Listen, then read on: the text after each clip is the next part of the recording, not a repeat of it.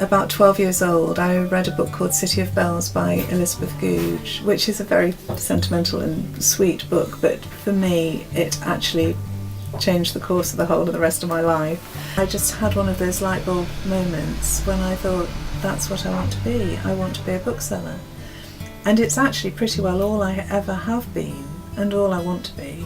I was walking from the back of the shop towards the front here, and I suddenly stopped and thought, I'm in my dream.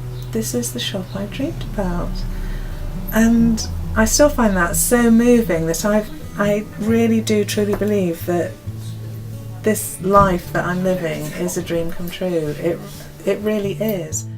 We moved into this premises 21 years ago, and I've been here certainly every week and most days since then, and still get such a pleasure from being here, a real thrill and joy just to be in this building, which is so beautiful with its ancient timbers and the beautiful books. And for me as well, part of that magic is actually sharing it. I really love to share it with people. If people go on to buy things or to take part in a group or to somehow be involved in the more commercial side of the bookshop, that's lovely. But what I really love is just people to be here.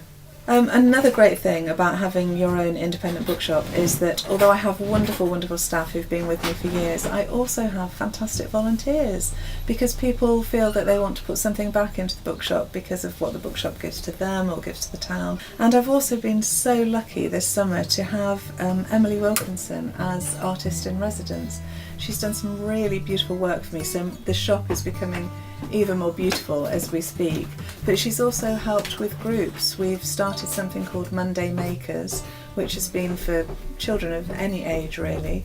We've taken a poem as our starting point, for example The Owl and the Pussycat, or something about bees or birds, and then the children have made beautiful artwork based on that. One of the things that I'm really, really proud of is that Wenlock Books is the founder of the Wenlock Poetry Festival, which is now 5 years old. It all started when I took a group of readers on a readers' retreat in West Wales, and we invited the poet Gillian Clark. I was enthusing about the bookshop, and she said, you know, my friend Caroline Duffy ought to come and do an event for you in Much Wenlock. And I said, gosh, that would be amazing. I'll tell her to do it, she said. So Caroline came to Wenlock and she did an event at the Edge Art Centre, and as she was leaving she said, you know, Much Wenlock is the perfect place for poetry. You really should have a poetry festival here. And I, quick as a flash, said, well, I'll do a poetry festival if you'll be our founding patron. And she said, of course I will. So that's how we got the Poet Laureate to be our founding patron. I like to think that Wenlock Books is special. Of course I think it's special, but I like to think that it's special because we're actually quite an important part of the community. Lots of things happen here. We facilitate events as well as putting on our own events.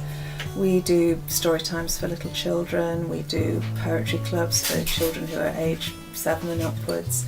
We have reading groups for adults, we do poetry events all the time.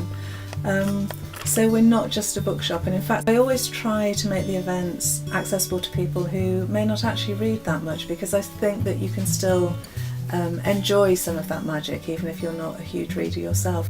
But the real feet on the ground community that you have here in Wenlock is something that is just so good for your heart and soul, and it's a pleasure to be here.